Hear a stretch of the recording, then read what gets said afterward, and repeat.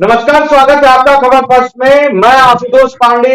राष्ट्र की बात आज हम करेंगे और बात होगी वही डिमोनेटाइजेशन 2016 में जो एक बार सरकार केंद्र सरकार ने डिमोनेटाइजेशन करके 1000 और 500 के नोट को बंद कर दिए थे और समूचा 133 करोड़ की आबादी रोड पर नजर आ रही थी। तो इस बार 23 मई को एक बार रिजर्व बैंक ने फिर से 2000 के नोट को बंद कर दिया है।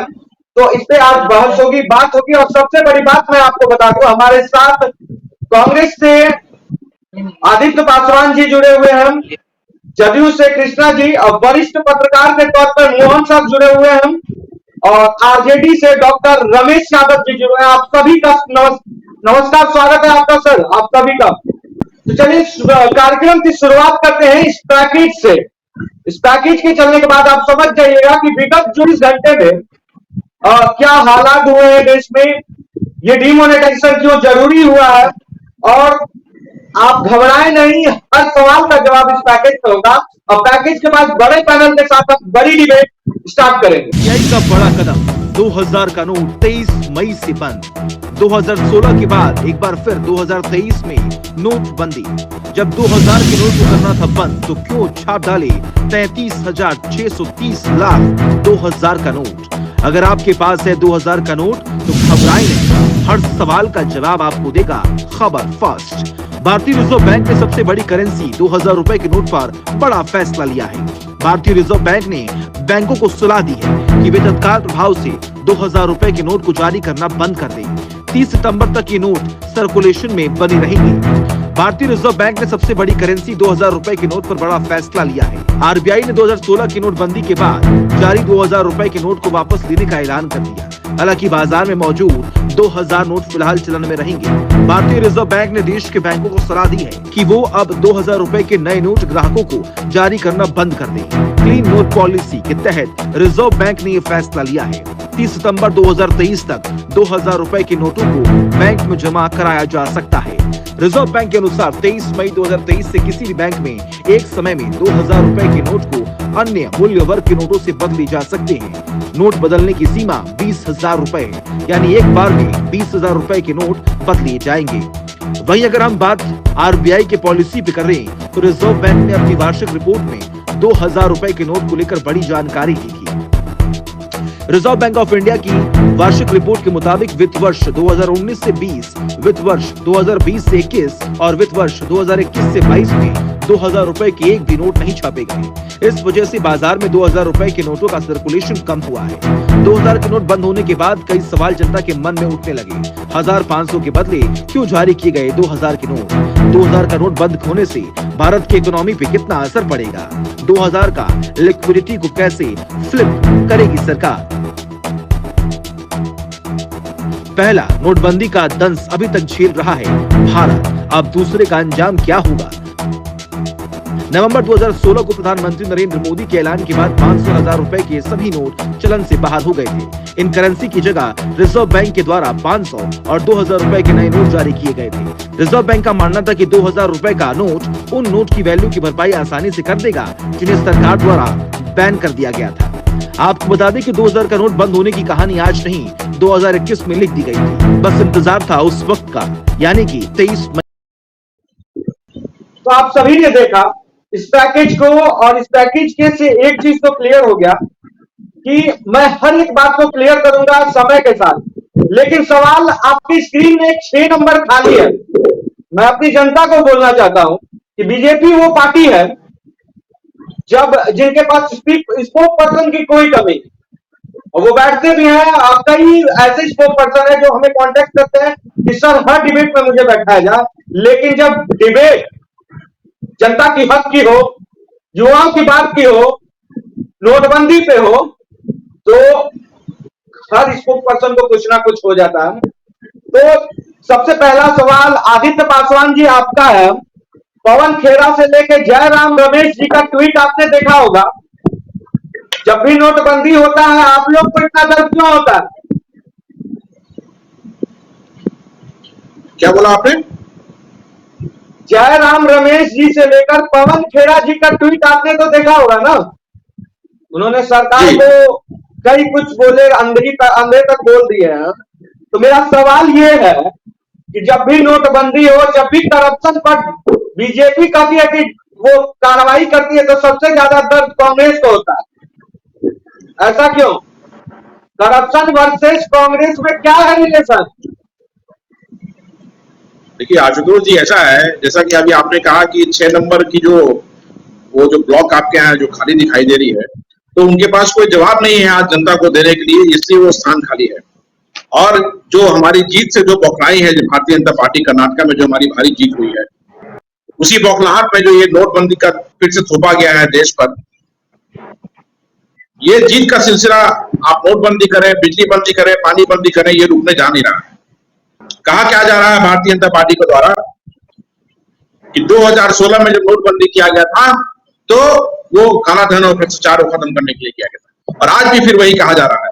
तो सरकार इन्हीं की है पिछले 9 वर्षों में, तो क्या ये एक्सेप्ट कर रहे हैं कि भ्रष्टाचार और बढ़ गया? इसका मतलब सीधा सीधा ये है ना।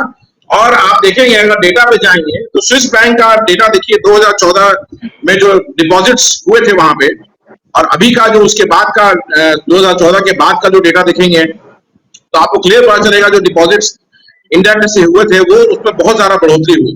तो ये सब क्या दर्शाता है कि भ्रष्टाचार इनके शासन में चरम सीमा पर है। और देश में जो आज के डेट में जो हमारा इश्यूज है, महंगाई का जो इश्यूज है, बेरोजगारी का इश्यूज है, जिसको एड्रेस करना बहुत जरूरी है, जो सोशल इश्यूज है, देश की जो महत्वपूर्ण इकाई है, जिसको बड़ी चालाकी से अपने व्यापारी मित्रों को बेच रहे हैं। आरजेडी से पहले मैं एक सवाल, आरजेडी से पहले मोहन सर के पास जाना चाहते हैं, और वो वरिष्ठ पत्रकार है। सर, इस नोटबंदी को आप किस तरह से देखते हैं?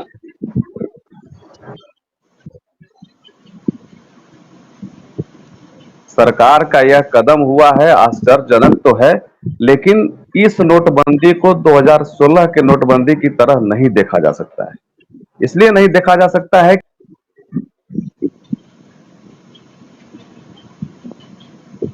बताइए सर, बताइए, सुन रहे हैं हम लोग। कि तब के दिनों से इसकी छपाई भी नहीं हो रही। तभी 2021 में यह अनुमान लगा दिया गया था कि यह जल्द ही यह नोट जो है बंद होंगे। और आपने देखा होगा कि 31 मार्च 2018 नोटों का सर्कुलेशन जो था लगभग 6.25 लाख था, और यूं कहा जाए तो इसकी सर्कुलेशन बाजार में जो है लगभग 35% से अधिक था। वर्तमान परिदृश्य में देखा जाए 31 मार्च 2023 को तो सिर्फ यह आंकड़ा घट करके आ गया है 3,62,00,000 पर, और अगर प्रतिशत दर देखा जाए तो मात्र 10.8% रह गया है। तो कहीं ना कहीं यह नोट जो है जमा हो गए थे या फिर रिजर्व कर लिए गए थे, वह जो भी माध्यम हो सकता है। तो सरकार ने जो निर्णय लिया है इसका अर्थव्यवस्था पर कोई खास असर नहीं पड़े। हाँ, बोलिए व्यापारियों को आप कुछ बोलना चाह रहे हैं, बोलिए। सॉरी टू इंटरप्ट, मैं बोल रहा था तो बीच में आपने प्रश्न भाई साहब से कर दिया। तो अभी देखिए, मेरी बात कंप्लीट नहीं हुई थी, तो जो जहां से हम चले थे, अभी जो हमारे मित्र ने कहा कि नंबर्स उसकी छपाई कम हुई थी, उस हिसाब से देखिए तो डेटा ये भी बताता है कि जो 500 के नोट है वो भी काफी होर्डिंग हो चुके हैं, लेकिन चूंकि उसकी छपाई अधिक थी तो वो सर्कुलेशन में है। प्लस आज 90% ऑफ दी ट्रांजैक्शंस जो भी है, जो फाइनेंशियल ट्रांजैक्शंस होती है वो नोटेड है, वो बिल्कुल सरकार है, वो सरकार की नजर में, क्योंकि वो डिजिटल है। जो आप 10 रुपए का भी ट्रांजैक्शन कर रहे हैं तो वो भी यूपीआई के माध्यम से। एक डाटा दे देना चाहता हूं कि 3,62,000 करोड़ रुपए 2000 की नोट की छपाई हुई थी। ये रिजर्व बैंक का डाटा है। तो अगर एक हम 2000 के नोट को बंद कर दें तो लिक्विडिटी तो घट जाएगी ना मोहन सर? नहीं, लेट मी कंप्लीट। तो जो फाइनेंशियल ट्रांजैक्शंस नोटेड हैं और इकोनॉमी अगर आपके हिसाब से जीएसटी कलेक्शन भी अच्छा आ रहा है, तो ये कदम उठाने का कोई पॉइंट नहीं है। आप देखिए, माननीय प्रधानमंत्री जी के गृह राज्य में ही कल क्या हुआ, सोने का भाव वहां पे 10,000 प्रीमियम पे बिकना शुरू हो गया। तो अब कहां होगा? और आप समय भी दे रहे हैं, तो ये पैसा कहां जाएगा, कहां जाके पार्क होगा? मैक्सिमम पैसा गोल्ड में चला शिफ्ट हो जाएगा। तो ये मतलब आप फिर से वही है, अपने व्यापारी मित्रों को फायदा पहुंचाने की कोशिश कर रहे हैं। प्लस 2000 का नोट जब प्रचलन में आया, जब नोटबंदी के बाद से उसकी शुरुआत हुई, तो उसको बनाने में, सर्कुलेशन लाने के टैक्स पेयर का पैसा लगता है, तो वो टैक्स पेयर का पैसा भी आप बर्बाद कर रहे हैं। और फिर 4 साल बाद अभी नया नोट लाएंगे, फिर 4 साल बाद उसको बंद कर देंगे, एक्सप्लेनेशन देंगे। तो ये नहीं होना चाहिए। आप अपनी राजनीतिक दुश्मनी को साधने के लिए देश की इकोनॉमी, देश की जनता के साथ बार बार मजाक नहीं कर सकते हैं, ये गलत है, ये गलत है। हम रमेश यादव जी के पास जाएंगे। रमेश यादव जी, आप लोगों को तो मिल गया ना बीजेपी को बोलने का मौका, आप बोलिए बोलिए, इस नोटबंदी को आप किस तरह से देख रहे हैं? क्योंकि देखिए बहुत सारे पेज हैं जिसे मैं अभी बताने वाला हूं। आपकी आवाज नहीं आ रही है।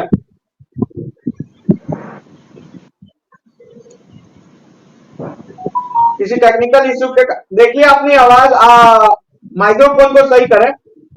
जदयू के कृष्णा जी के पास मैं जाऊंगा। कृष्णा जी जवाब दें जी। सेम क्वेश्चन है आपके लिए भी। देखिए, निश्चित तौर पे नरेंद्र मोदी सरकार का जो ये विमुद्रीकरण का फैसला है, ऐसा प्रतीत होता है मानो सरकार जनता के साथ टॉम एंड जेरी का खेला खेल रही हो। अभी आपने लिक्विडिटी पे बताया और वरिष्ठ पत्रकार महोदय ने भी उस पर फोकस किया। मैं भी उस पर एक बार और दोहराना चाहता हूं उस बात को कि मार्केट में जो प्रेजेंट लिक्विडिटी है वो लगभग 10% का दिख रहा है। अगर हम 2000 के नोटों की परिप्रेक्ष्य में अगर देखें तो निश्चित तौर पे बिना, जैसे 2016 में जिस प्रकार नोटबंदी हुई थी और सरकार बुरी तरह से वहां पे विफल हुई थी, और जिस प्रकार इंडियन इकोनॉमी को जो घाटा हुआ था, देश के समस्त जनता को जो घाटा हुआ था, जिस प्रकार की परेशानी झेलनी पड़ी थी, इस बात का जिम्मेदारी कौन लेगा? इस बात की जिम्मेदारी बीजेपी के लोग लेंगे? इस बात की जिम्मेदारी क्या नरेंद्र मोदी सरकार लेगी? और जिस प्रकार का अभी इन लोगों ने, उसी वक्त 2016 में नरेंद्र मोदी जी क्या बोले थे कि 2000 का नोट आया है, बहुत हाईटेक तरीके से बना हुआ है, उसमें चिप लगा है। तो या तो तब गलत थे या तो अब आप गलत हैं। आपने उस वक्त प्रशंसा की थी 2000 के नोट की, और आज आप फिर से उसको बैन कर रहे हैं, उसको बंद कर रहे हैं। इस पे भी हम आएंगे, लेकिन दर्द तो देखिए हर पार्टी को है ना बंद होने से।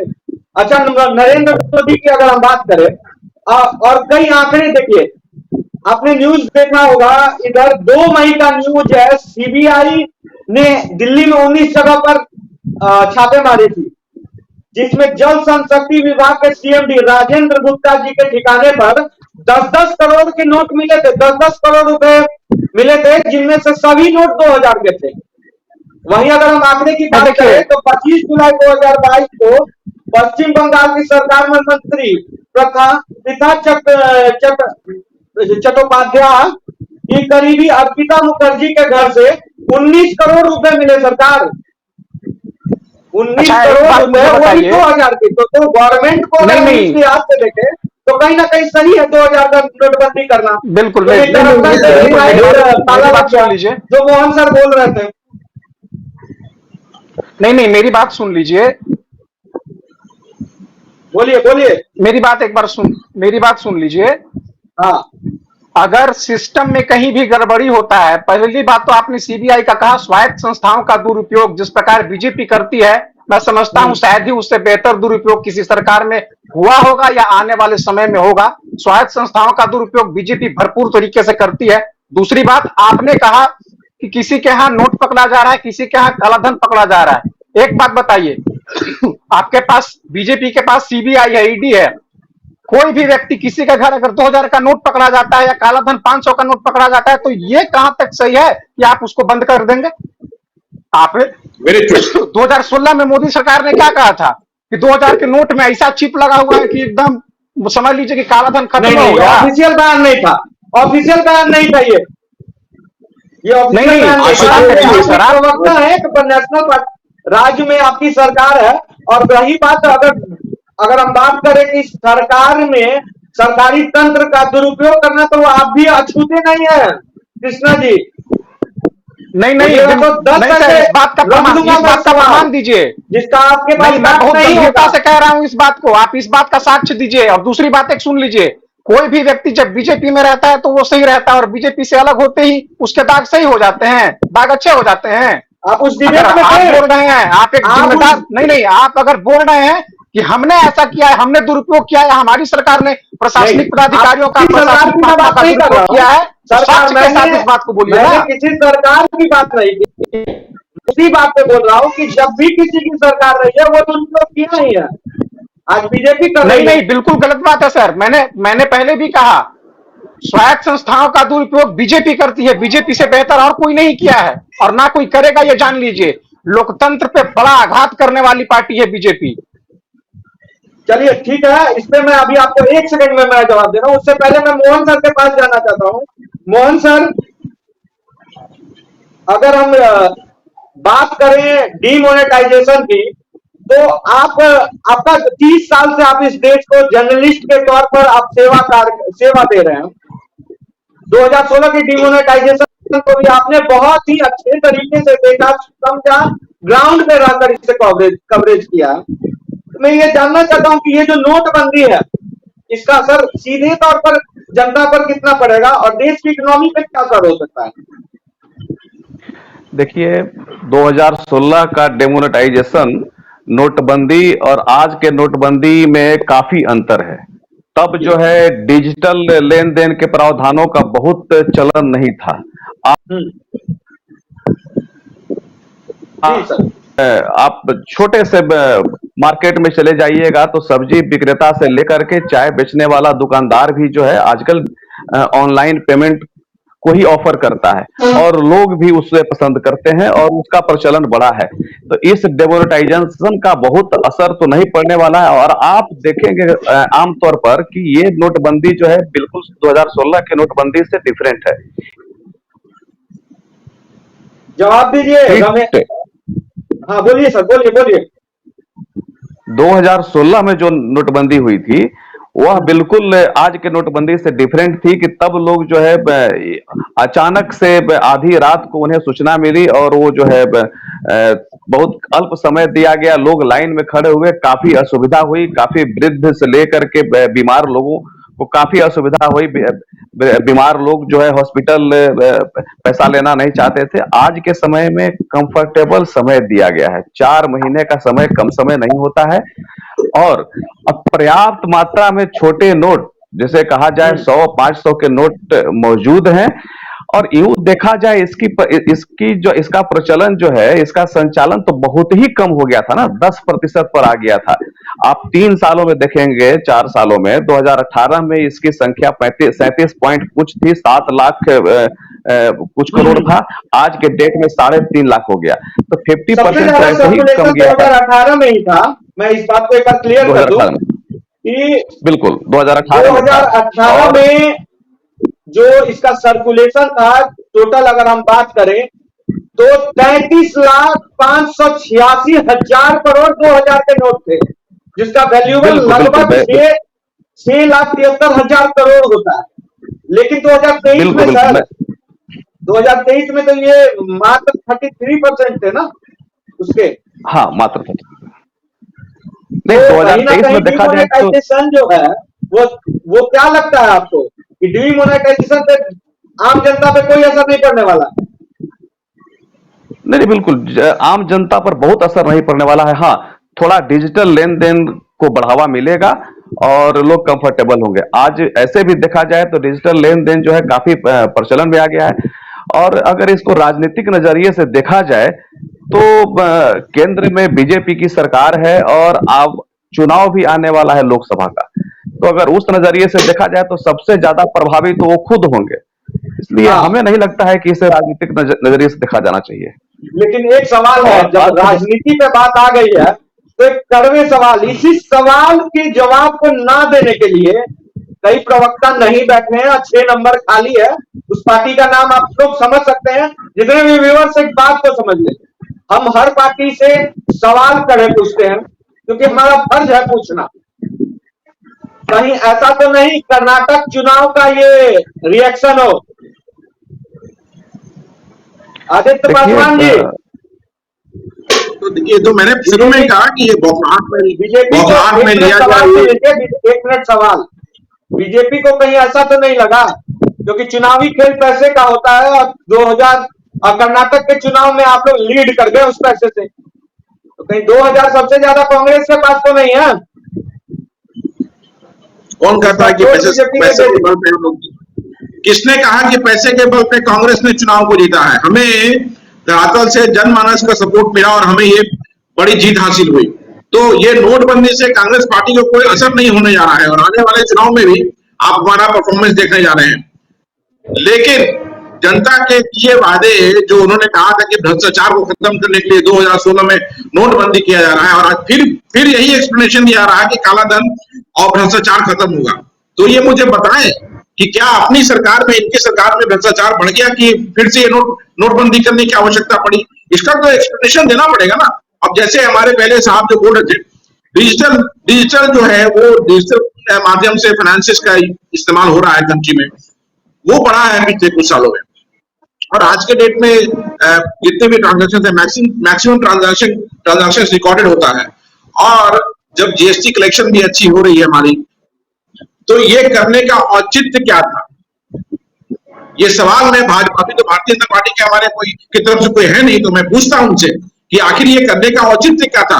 और आपने कल किया, और कल इसकी होर्डिंग से जो पैसे बंद पड़े थे वहां पे गोल्ड के प्राइसेस को गुजरात में प्रीमियम लेकर के लोग गोल्ड लेना शुरू कर दिए।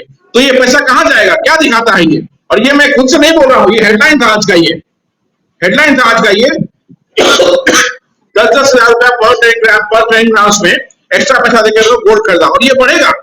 वही पैसा जो 2000 का नोट था वो गोल्ड में जाके पार्क हो जाएगा। तो कहाँ फायदा क्या होगा डिमोनेटाइजेशन का? इसका जवाब तो देना चाहिए ना। आदित्य पासवान जी ने बहुत अच्छा सवाल कांग्रेस के प्रवक्ता रहते हुए उठाया, और जिस सवाल का जवाब हमारी जनता है वो समझे।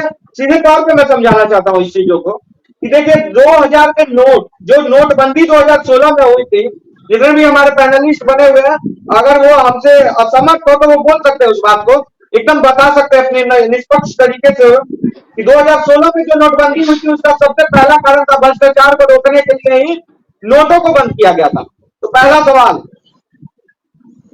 कि जब 1000 के नोट बंद हुए तो 2000 क्यों आए? अगर मतलब ज्यादा बढ़ रहा था, आपको लगा मोदी जी 2023 में 7 साल लग गया इस बात को सोचने में कि 2000 के नोट को हम अगर मतलब पास किए, लाए, तो ये हमारी सबसे बड़ी विफलता साबित हुई। इसको समझने में आपको 7 साल लग गया। देखिए आशुतोष जी, जैसे अभी थोड़ी देर पहले आपने कहा ना कि छापों में 2000 के नोट पकड़े गए तो उसको बंद कर दिया गया। कल को अगर 100 रुपए के नोट करोड़ों में, अरबों में अगर पकड़े जाएंगे तो 100 रुपए के नोट आप बंद कर देंगे। ये कोई लॉजिकल एक्सप्लेनेशन नहीं है। कल को 2000 का नोट है। आदित्य पासवान जी इस बात को समझे कि 2 लाख रुपए को अगर हम 1000 के बंडल में ले तो 2 बंडल नोट होते, 200 रुपए का 200 रखना, ठीक है। लेकिन वही अगर हम 2000 का नोट एक ही बंडल में 2 लाख हो जाता है सर, तो अंतर तो है ही वो, दैट इज देयर। लेकिन इसका मतलब ये नहीं ना कि आप नोट बंद कर देंगे उस रीजन को लेकर के, वो कोई पॉइंट नहीं है। 2000 बता दूं, एक आंकड़ा दे देना चाहता हूं कि निर्मला सीतारमण जब वित्त मंत्री है, जब ये बात कांग्रेस द्वारा उठाया गया था 2019 में, 19 की बात मैं बता रहा हूं, तो निर्मला सीतारमण ने साफ तौर पे कहा था कि बैंक का, कि ये बहुत सारे लोगों ने भी, और मोहन सर इससे आप भी मानिएगा कि एक्सिस बैंक हो या किसी भी बैंक के एटीएम में 2000 का नोट नहीं मिल रहा है 2 साल से। जब ये सवाल संसद के पटल पर रखा गया तो वित्त मंत्री का जवाब आता है कि जो बैंक है, बैंक स्वतंत्र है कि वो अपने एटीएम पैनल पे कौन से नोट को रख सकती है। उनके पास उस समय बस यही जवाब था कहने का कि बैंक स्वतंत्र है, वो जिस तरह के नोट 2000, 500, 1000, 100, 250 जो भी रखना चाहे अपने एटीएम के पैनल में वो रख सकती है, उसके लिए गवर्नमेंट के तरफ से कोई हस्तक्षेप नहीं। तो सवाल ये उठता है कि निर्मला सीतारमण के पास ये डाटा 2019 में नहीं था। मैं बीजेपी के जितने भी लोग अभी हमें देख रहे हैं, खास करके वो प्रवक्ता जो 2:30 बजे तक थे, लेकिन जब डिबेट का टॉपिक समझे और एंकर समझे कि आशुतोष पांडे हैं, तो 6 नंबर खाली रह गया। आप जवाब देने के लिए आइए और जवाब देना चाहिए आपको। अगर आप सही हो या गलत तो कम से कम जनता के सामने पक्ष को रखिएगा। जब पहुंचिए लॉजिकल कांग्रेस और एक्सप्लेनेशन जब आरजेडी मैं को बोल रहा घेरने का हूँ समय आता है तो उस समय तो बीजेपी के दो प्रवक्ता आ जाते हैं तुरंत।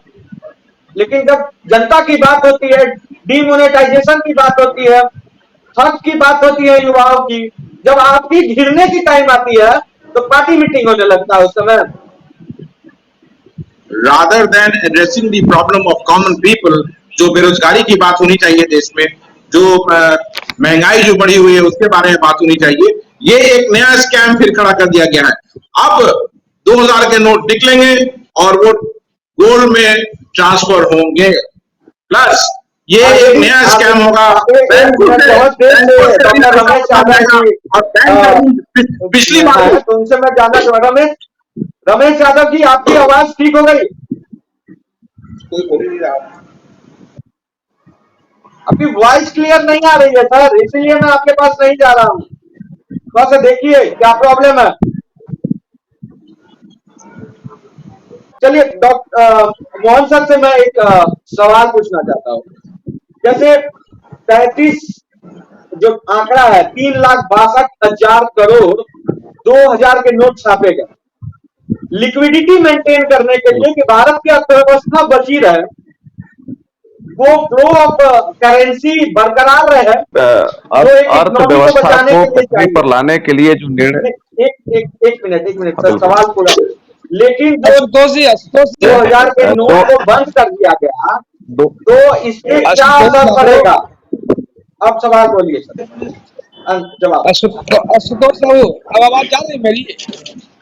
बोलिए मोहन सर। आशुतोष जी, बिल्कुल आपने सही कहा कि भारत की अर्थव्यवस्था को पटरी पर लाने के लिए ही 2000 के नोट चलन में आए थे और एक साल बाद 2016 में अगर कहा जाए नोटबंदी हुई थी, ठीक एक साल बाद 2018 में जब इसका रिव्यू किया गया तब जो है लगभग 37% इसका चलन था मार्केट में और अर्थव्यवस्था को जो है सुदृढ़ कर रहा था। ठीक है, हर एक साल पर जब मार्च में रिव्यू होता है तो वह घटते क्रम में रहा और वर्तमान में कहा जाए 31 मार्च 2023 को यह 10.7% रह गया है। तो ये जो है कहीं ना कहीं ऑब्जर्व हो गया है, बैंकों के पास तो वापस लौटे नहीं है। तो ये जो है ये निर्णय इसको ऐसे नहीं देखा जा सकता है कि इस कारण जो है बंद कर दिया गया है। कहीं ना कहीं जमाखोरी की अगर बात कही जाए तो निश्चित तौर पर अगर वैसे लोग जमा करने वाले होते हैं उनको सुविधा तो जरूर होती है कि बड़े नोट हैं तो उन्हें कम स्पेस में जो है वो संधारित कर लेंगे, लेकिन ये कारण नहीं हो सकता है कि इस कारण जो है इस नोट का प्रचलन। हाँ, धीरे धीरे ये पटकथा जो है जब रिजर्व बैंक ने नोट छापना बंद कर दिया था तो ये कहानी समझ में आ रही थी कि अब जल्द ही इस नोट को वापस करके बंद किया जाएगा। रमेश यादव जी, आपकी आवाज आ रही है? आवाज जा रही है मेरी? हाँ, तो सवाल आपसे एक है कि आरजेडी इस नोटबंदी को किस तरह से देखती है? पहले यही सवाल कर रहे हैं। 8 नवंबर 2016 को। सर प्रेम सही कीजिए। आवाज नहीं जा रही है आशुतोष जी, आवाज नहीं जा रही है? आ रही है, आवाज आ रही है, प्रेम सही कर लीजिए। हाँ बोलिए।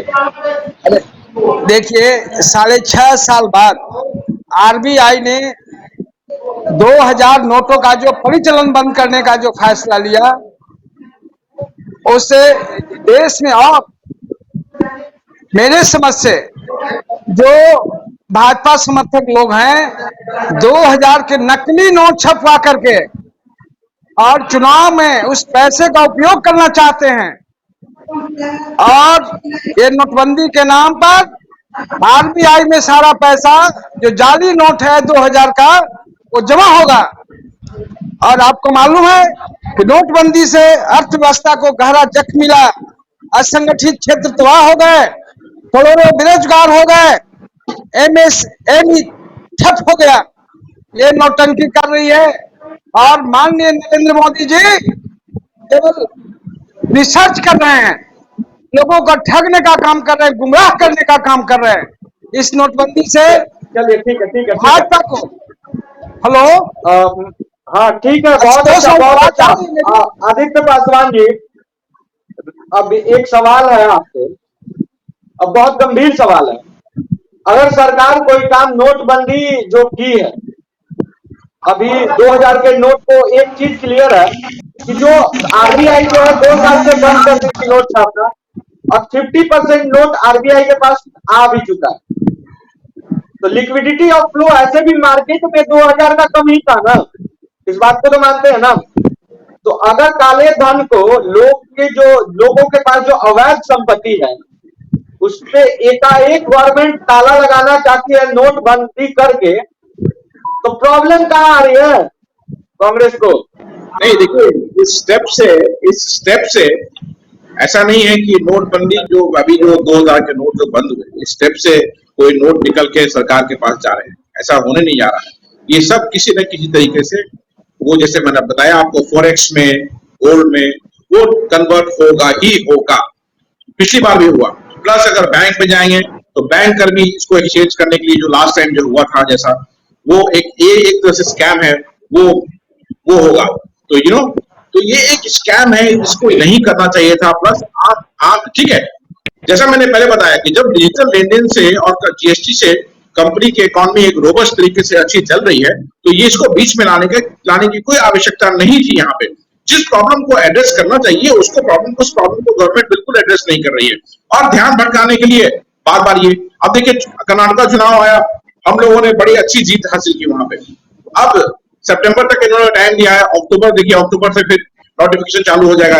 एमपी है, राजस्थान है, छत्तीसगढ़ है, और तेलंगाना चुनाव के बाद हम लोग 2024 चुनाव में घुस जाएंगे।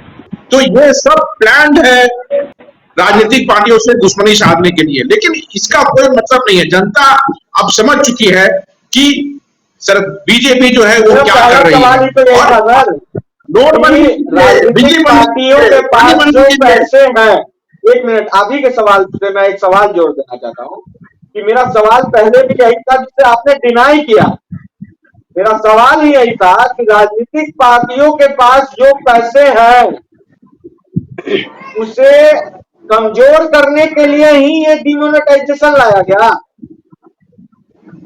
देखिए, राजनीतिक अगर तरीके से देखिएगा तो बीजेपी तो सरकार में है, बीजेपी का हर नुमाइंदा ये जानता था कि किस दिन लोग 2000 के नोट बंद होने वाले हैं। तो वो तो ऐसा तो है नहीं कि उनके पार्टी में ऐसा कोई बचा हो जिसको अब बैंक में पैसा देना हो। तो अब तो बैंक में जो भी पैसा होगा वो तो आरजेडी, जदयू, कांग्रेस और अन्य विपक्षी दल को ही ना देना है। अगर ज्यादा अमाउंट होगा तो आप तो दे भी नहीं पाइएगा। ये बिल्कुल निराधार बात है, ऐसी कोई बात नहीं है। ये आपका कहना बिल्कुल सही नहीं है, ये मैं इससे इत्तेफाक नहीं रखता हूं। पहला चीज। दूसरा ये है कि जब 2016 में जब नोटबंदी हुई थी, सरकार ने क्या कह के नोटबंदी किया था, आप याद कीजिए उसको, और आज भी वही एक्सप्लेनेशन दे रही है। तो मैं फिर से रिपीट कर रहा हूं उसको कि 2014 से अभी तक की सरकार आपकी चल रही है। आप कहते हैं कि हमने भ्रष्टाचार को मिटाया है या उसको खत्म करने के लिए हम स्टेप्स ले रहे हैं। तो क्या आपकी गवर्नमेंट फेलियर है कि फिर आपको ये करना पड़ रहा है? और ये तो मजाक चल रहा है क्या? बार बार आप नोटबंदी कर रहे हैं, कल आप 2000 की जगह 3000 का नोट लाएंगे, फिर 1 साल 2 साल बाद उसको बंद कर देंगे। तो ये वही है, जंगल में अगर शेर जब राजा नहीं होता है और पेड़ पे कूदने वाले को अगर सत्ता दे दी जाए तो क्या होगा? बस वही हिंदुस्तान में हो रहा है। और तानाशाही जिस तरह से चल रही है, जब जो मन आया कर दिया, ये कोई मतलब है? इस तरह सरकार चलती है? जिस स्थिति में सरकार को छोड़ के जाएंगे, ये आने वाली सरकार को, देश को वापस उठाने में बहुत दिक्कत होगा। तो हम इस बात से मैं इत्तेफाक नहीं रखता हूँ। मोहन सर। बिल्कुल आशुतोष जी, देखिए हर व्यक्ति का अपना अपना नजरिया होता है, और जहां तक हमारा मानना है कि ये नोट तो व्यापारियों को कहिए या संगठित क्षेत्रों में ऐसा, इसका तो कोई दुष्परिणाम होना ही नहीं है। हाँ, निश्चित तौर पर डिजिटल लेन देन को बढ़ावा मिलेगा, लेकिन एक सवाल उठता है सर, कि एक सवाल है सर कि पिछली बार जो 2000 में बोल गया, 1000 और 500 के नोट को बैंक में ट्रांसफर या फिर बदलने में आपने भी देखा किस तरह का बंदरबाट चला। कई ऐसे मैनेजर और बैंक कर्मी रहे जो पैसे वाले हो गए।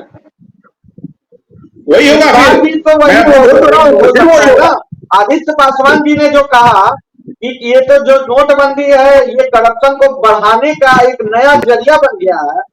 और दूसरी बात मैं बता दूं, विश्व में पहला देश भारत है जिसने 7 साल में ही अपना करेंसी को बंद कर दिया। और भारत के इतिहास बिल्कुल में पहला करेंसी आशुतोष है 2000 रुपए का नोट, जो मात्र भारत के इतिहास में भी 7 साल चला। 7 साल के बाद एक अब की डिजिट को बंद कर देना, ये कहीं ना कहीं अर्थव्यवस्था को तो कमी पहुंचाती है ना सर। बिल्कुल अर्थव्यवस्था को नुकसान तो थोड़ा बहुत होना ही। इंटरनेशनल लेवल पे इमेज क्या बनेगा हमारा, कि हम तो ऐसे देश है जहां पे पैसा ही 7 साल में बंद हो जाता है, दूसरा नोट आता है। का नोट बंद कर दिया गया था तो मार्केट में रुपए नहीं थे। आज जो है स्थिति है कि 500 के नोट मार्केट, हाँ बोलिए।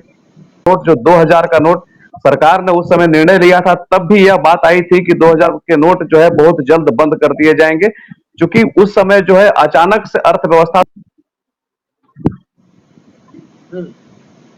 संभालने की मजबूरी। आज जो है आज स्थिति बिल्कुल डिफरेंट है। आज लोग, आज अगर देखा जाए तो 59 पॉइंट कुछ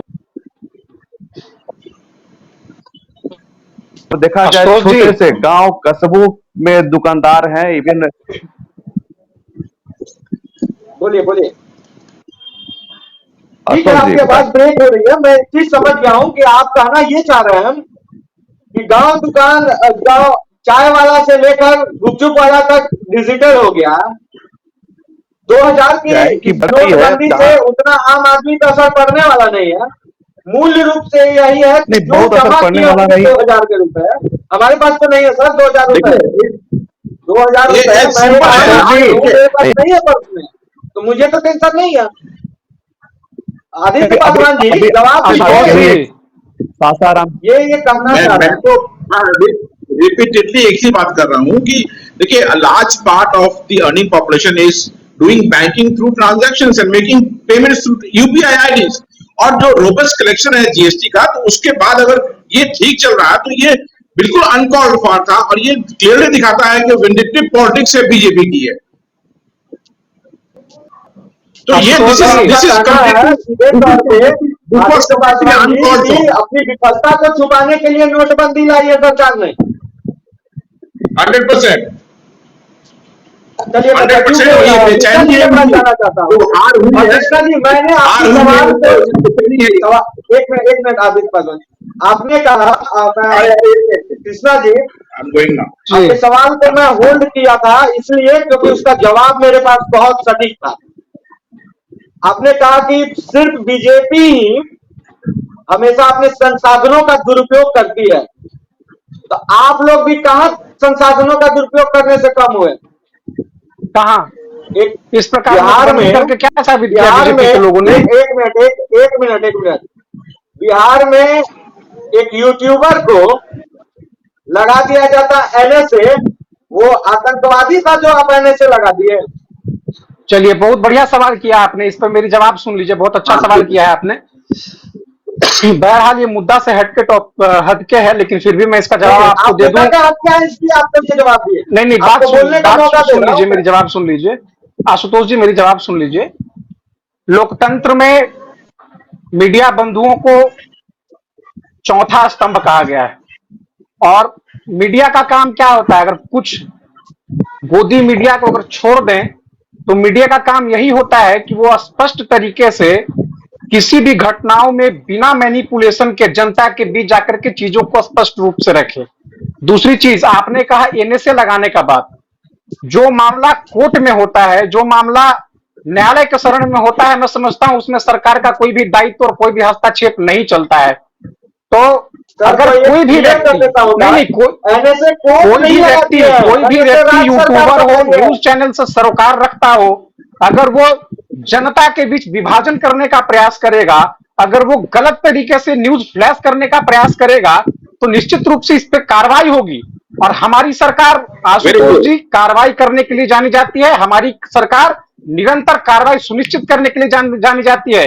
कोई भी व्यक्ति अगर न्यूज चैनल से सरोकार रखेगा या यूट्यूब से सरोकार रखेगा और वो ये चाहेगा कि बिहार में हम विभाजन ला दें, गलत न्यूज दिखा करके जनता में द्वेष पैदा कर दें, तो हमारी सरकार, आशुतोष जी, मैं पूरी जिम्मेदारी के साथ आपके चैनल के माध्यम से स्पष्ट कर देता हूं, हमारी सरकार इस चीज को बर्दाश्त नहीं करेगी। थोड़ा सा समय और दीजिए आशुतोष जी, थोड़ा सा समय और मुझे दीजिए। एक सवाल का, ठीक है जी, उसने जो किया, गलत किया, सही किया, ये कोर्ट का विषय है, लेकिन एनएसए किससे लगता है सर, ये पता है आपको? नहीं पार्टी को पता होनी चाहिए। अगर आप उसे जर्नलिस्ट बोलते हैं, सबसे पहली बात की वो जर्नलिस्ट नहीं, एज ए यूट्यूबर थे, तो एक यूट्यूबर, एक आम आदमी पे एनएसए लगना बहुत बड़ा बात होता है सर।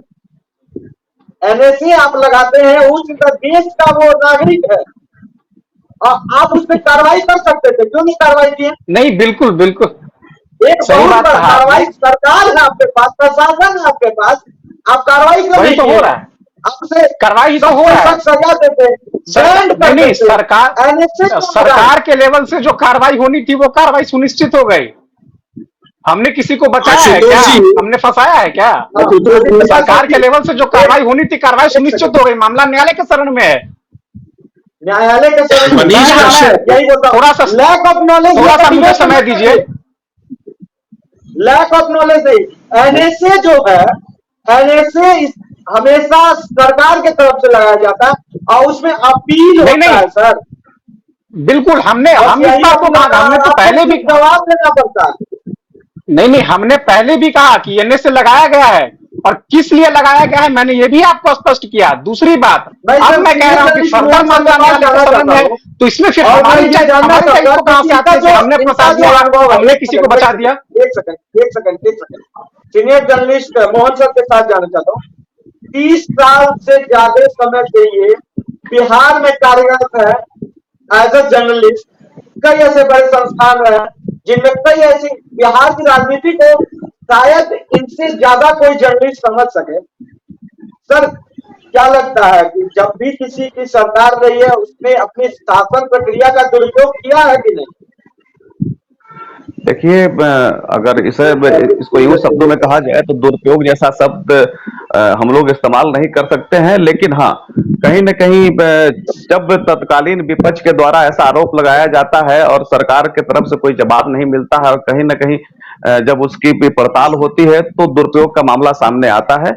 और यह माना गया है कि आज नहीं, आजादी के बाद से ही ऐसा प्रचलन चलते आ रहा है।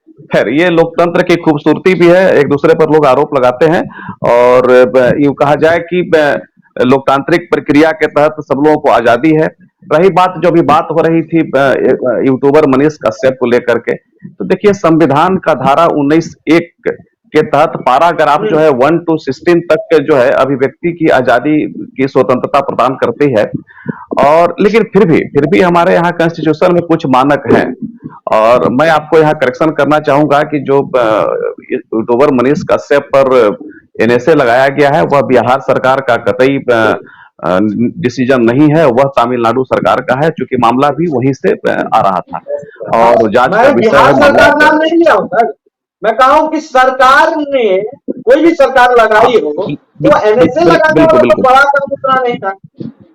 बिल्कुल, मैं यही बात, उसी बात पर आना चाह रहा हूं। मैं यह कह सकता हूं, दावे के साथ कह सकता हूं कि यह जो है एक अभिव्यक्ति की आजादी तो ऑलरेडी कॉन्स्टिट्यूशन देता है। हाँ, ये निश्चित तौर पर कहीं न कहीं किन्हीं लोगों को पीड़ा होती है कि जब हम किसी चीज को पब्लिक डोमेन में कश्यप के ऊपर, तो सुप्रीम कोर्ट ने उसको होल्ड कर दिया। तो कोई भी व्यक्ति अगर सरकार पर सवाल उठाता है तो इसका मतलब आप सुप्रीम कोर्ट पर सवाल खड़ा कर रहे हैं। नहीं, सवाल नहीं खड़ा, सवाल नहीं मान, हमेशा से न्याय सुप्रीम कोर्ट जो है वो हमेशा सुप्रीम रहा है। और हम जब भी करते हैं सवाल करते हैं सर, हम तो आपसे पूछ रहे हैं, आपने जो कहा उसी से जुड़ी हुई एक सवाल उठाइए और पूछना, आपसे सरकार से पूछना, कोर्ट से पूछना नहीं हुआ। नहीं, बिल्कुल आपके लिए राइट टू सर्विस एक्ट में आता है सवाल पूछना। आपने डिबेट में बैठे तो आपसे सवाल तो हम पूछेंगे। नहीं, बिल्कुल, हम सवाल से भाग भी नहीं रहे हैं सर, हम यहाँ बैठे हैं आपके सवालों का जवाब देने के लिए। इसी हम तरह यहाँ सवालों का जवाब देने के लिए ही बैठे हैं। आज बीजेपी वाले मित्र चले गए, लेकिन हमारा काम ही है जनता के सामने स्पष्ट तौर पर हर बात को रखना। हमारे साथ देखिए आदित्य आशुतोष पासवान जी जी, कुछ बोलना चाहते हैं, बोलिए सर। आशुतोष जी एक मिनट का मुझे समय दीजिए।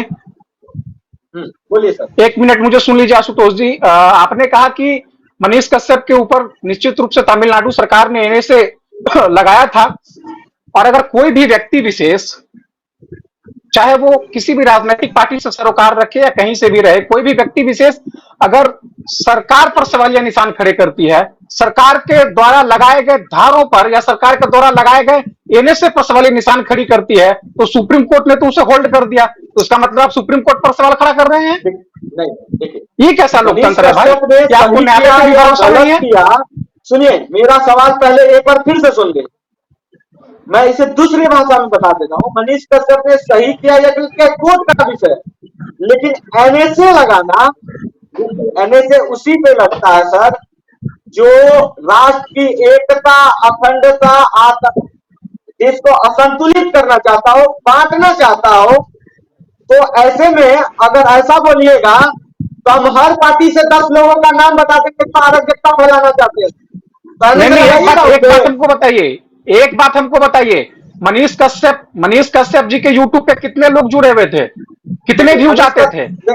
तो नहीं, एक बात बताइए, तो क्या वो एकता का परिचय दे रहे थे? मनीष कश्यप से मतलब नहीं है मुझे, नहीं ठीक है, उनसे मतलब नहीं है, लेकिन मतलब है जिसे तामिल जो अगर सरकार के खिलाफ बोलेगा तो मतलब आप से लगा दीजिएगा।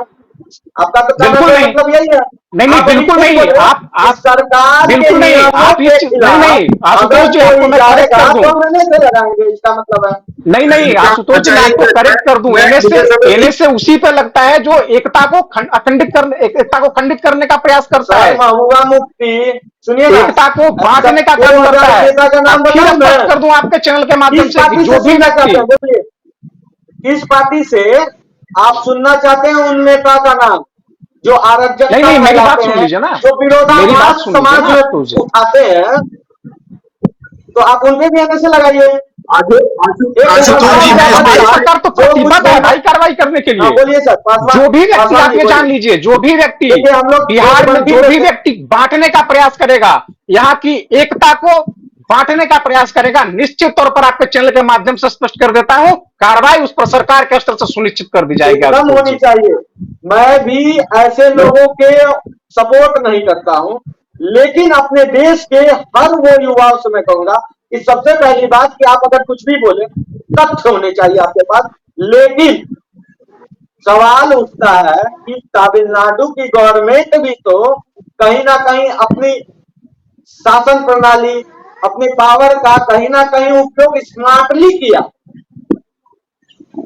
ये तो सवाल उठेगा ही ना, ये तो भारत के इतिहास में दर्ज होगा सर कि स्मार्टली किस तरह से पावर का दुरुपयोग किया जाता है। कल जाके आप मैं इसी पे भी कह सकते हैं वैसे तो। आशुतोष जी, अभी हम लोग थोड़ा डिविएट करके अपने टॉपिक से जिस पे शुरू किया था हमने, पर लेकिन मनीष कश्यप की बात आई तो चूंकि हम भी सरकार में हैं, महागठबंधन सरकार में, तो भाई साहब ने बिल्कुल सही कहा कि जो भी विभाजन करने का प्रयास करेगा उसके खिलाफ सरकार विधि उसके खिलाफ कार्रवाई करेगी। मनीष कश्यप ऐसा व्यक्ति जो एक पत्रकार नहीं है, यूट्यूबर है, उसने विभाजित देश में रहते हैं और एक ऐसी आग लगाने का प्रयास जो बिहार और तमिलनाडु से निकल करके पूरे हिंदुस्तान में लगता, तो आज जो एनएसए की जो आप बात कर रहे हैं कि उसमें गलत तरीके से लगाया गया, वो बिल्कुल सही हुआ है। ऐसे व्यक्ति को, मनीष कश्यप क्या, उसके तरह कोई और भी व्यक्ति हो जो विभाजन करना चाहता हो राज्यों में और लड़ाई लगवाना चाहता हो, उस पर एनएसए लगना ही चाहिए और वो साबित करे। निश्चित रूप से कोर्ट की प्रणाली है, साबित करे वो ना, साबित करे, लेकिन गलत बर्दाश्त नहीं किया जाएगा। सर मेरा यही तो सवाल है, मैं यही मेरा सवाल अनुरोध करता हूं कि अब हम लोग मेरा सवाल ही यही है कि मनीष कश्यप ने गलत किया, मनीष कश्यप पे एनएसए लगा, तो महबूबा मुफ्ती छोड़िए ऐसे कई नेता है जो गलत बोलते हैं, उनपे एनएसए कब लगाएगी सरकार? टॉपिक पे आइए आशुतोष। भाजपा में तो भरे पड़े सर, भारतीय जनता पार्टी में वैसे नेता भरे पड़े हुए हैं जो देश को विभाजित करके सत्ता में बने रहने का काम कर रहे हैं। तो आप इंतजार कीजिए कि नेता जब भी बोले तो वो नहीं होता है। और एक छोटा सा यूट्यूबर बोल दिया तो आप NSA लगा दिए। अरे महबूबा मुफ्ती पे लगाइए NSA। वो तो कहती है कि पाकिस्तान देश में जो विभाजन करके धर्म के नाम पर ओवैसी पे NSA लगना चाहिए। वो हिंदू और मुस्लिम में कितनी बार ऐसा बकरखाऊ भाषण देता है जिससे कि कुछ हो सकता है, लेकिन उसमें NSA नहीं लगता है सर। सवाल NSA लगाने की बात कर रहे हैं और NSA लगाने की बात नहीं कर रहे हैं। ये एक तरफा बात नहीं करें। अगर आपको करना है तो दोनों तरफ की बात करें। मैं बोल रहा हूं कि अगर गिरिराज सिंह भी गलत बोले तो गिरिराज सिंह पे भी NSA लगना चाहिए, बिल्कुल लगना चाहिए। और आने वाला समय जवाब इनको मिलेगा, आने वाला समय बताएगा और जवाब इन्हें मिलेगा कि आप देखेंगे। अभी तो दुरुपयोग कर रहे हैं सत्ता का ना, लेकिन कब तक करेंगे? चैनल है जो सच बोलता है। आप इस चीज को नोटिस किए होंगे कि वो चाहे बीजेपी हो, कांग्रेस हो, जदयू, आरजेडी हो, जो सच रहता है हम उसके साथ रहते हैं। गिरिराज सिंह गलत कर रहे हैं तो उन पे भी लगाइए। मनीष टॉपिक पे आते हैं आशुतोष जी, टॉपिक पे आते हैं। हाँ, टॉपिक पे आते हैं हम। Mohan sir, last comment, final comment लेंगे। एक बात करना चाहूंगा मैं आशुतोष जी, 1 मिनट का समय अगर मुझे आप दें तो मेहरबानी होगी। 1 मिनट सर, मैं आपके पास भी आऊंगा पहले, और एक एक करके मैं आऊंगा। वाइंड अप कमेंट है कि देश में जो ये 2000 के नोट बंद हो रहे हैं, इससे बिजनेसमैन या जो भी कॉर्पोरेट घराने से रखते हैं ताल्लुक, छोटे हो या बड़े, उन पर क्या असर होने वाला है? देखिए, छोटे छोटे व्यापारियों पर असर तो होने वाला है। जैसे ही कल यह अनाउंस हुआ, उसके बाद छोटे छोटे व्यापारी जो है 2000 का नोट लेना बंद कर दिए हैं। निश्चित तौर पर जिन लोगों के पास ऑब्जर्व है वो पेट्रोल पंप और ऐसे प्रतिष्ठान की ओर दौड़ रहे हैं जहां वो इजी गोइंग अपने नोट को दे सके। तो छोटे व्यापारियों पर असर तो पड़ा है, लेकिन इसका बहुत असर पड़ने वाला नहीं है, क्योंकि अब जो है अब तो आप समझ सकते हैं कि जब एक सब्जी विक्रेता और एक चाय बेचने वाला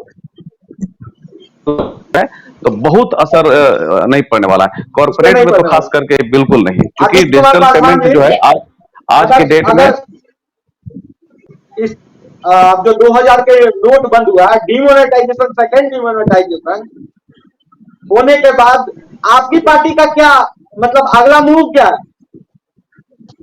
मैं तो कहा ना कि ये अनकॉल्ड फॉर डिसीजन था और ये एक नए स्कैम को जो 2016 में हुआ था, फिर उसकी पुनरावृत्ति हो रही है और ये जरूरत नहीं थी इसकी। अब उस चीज पे हम लोग फिर से जाएंगे, अगर उसी बातों को मैं रिपीट करूं कोई पॉइंट नहीं है, लेकिन मैं ये जरूर कहूंगा कि जो अभी इस तरफ जाने की आवश्यकता बिल्कुल भी नहीं थी, ये अनकॉल्ड है। जब सब चीजें सही चल रही हैं, अगर जो सरकार कहती है और क्लेम भी करती है कि चीजें सही चल रही हैं, इकोनॉमी वाइज हम ग्रो कर रहे हैं, तो ये करने का कोई तात्पर्य नहीं था। और अब किया गया है ये, तो सरकार अपनी बातों में ही खुद फंस रही है कि भ्रष्टाचार और कालाधन इससे गायब है। तो 2016 में आपने जो किया वो मतलब आप सक्सेसफुल वहां नहीं गए, तो कितनी बार ये चीज करते रहेंगे? कल आप 3000 का नोट लाएंगे, 4000 का नोट लाएंगे, उसको भी 2 साल बाद बंद कर देंगे क्या? तो ये गलत हुआ है। ये देश को, देश की इकोनॉमी को, देश की जनता को इस्तेमाल किया जा रहा है विंडिक्टिव पॉलिटिक्स में। अगर नरेंद्र मोदी जी भारतीय जनता पार्टी को राजनीतिक दलों से लड़ना है तो 1 to 1 लड़ाई कीजिए। इसमें देश की इकोनॉमी को और देश की जनता को बीच में आना चाहिए। जो मुद्दे जो एड्रेस करना आज के डेट में जरूरी है, वो जो महंगाई का मुद्दा है, बेरोजगारी का मुद्दा है, उसको वो एड्रेस होना चाहिए। ये बार बार इस तरह से घुमा के चीजों को बौखलाहट में, कर्नाटक चुनाव में जो हार हुई उसको बौखलाहट में ये लिया हुआ स्टेप है। और आप देखिए सितंबर तक दिया गया, सितंबर के बाद फिर इलेक्शंस के नोटिफिकेशन आ जाएंगे। मध्य प्रदेश है, राजस्थान है, आपको छत्तीसगढ़ है, तेलंगाना और के रास्ते होते हुए 2024 के चुनाव में हम लोग घुस जाएंगे।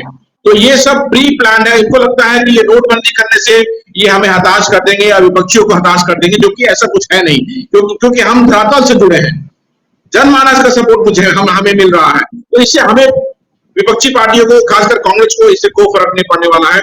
और देश भी समझ चुका है देश की विचारधारा बिल्कुल बदल रही है। जो इन्होंने भ्रमित किया है धर्म के नाम पे, 2024 वो के बदल रहा है। इलेक्शन को आप नोटबंदी में किस तरह से देख रहे हैं? बिहार में इसका क्या होने वाला है? बीजेपी का बिहार में फायदा तो होगा पहले या ही नुकसान साफ हो आपकी गए हैं नजर लोग। से, आपकी पार्टी की नजर से? नहीं, अरे बिहार में तो कहां बचने वाले हैं?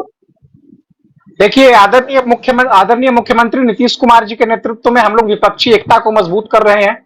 हमारा एक ही मोटो है कि जिस प्रकार बीजेपी का माइंडसेट चला है, बीजेपी का मोनोपोली है, बीजेपी का आइडियोलॉजी है divide and rule, division in politics, division politics वो लोग करते हैं।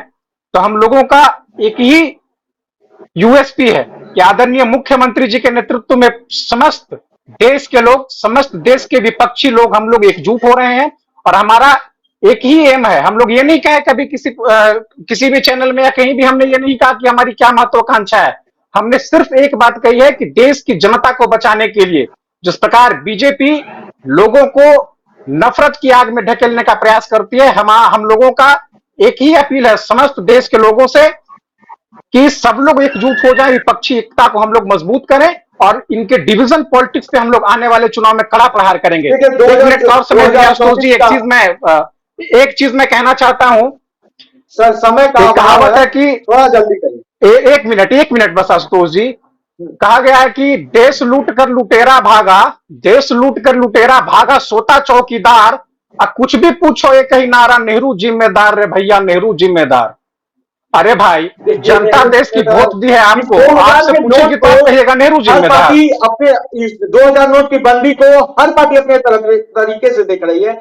जहां कांग्रेस इसे एक तरह से खिलवाड़ बता रही है और कह रही है कि विफल है, 2016 भी विफल था, 2023 भी विफल है, इसका परिणाम कहीं ना कहीं 2024 में ना मिले।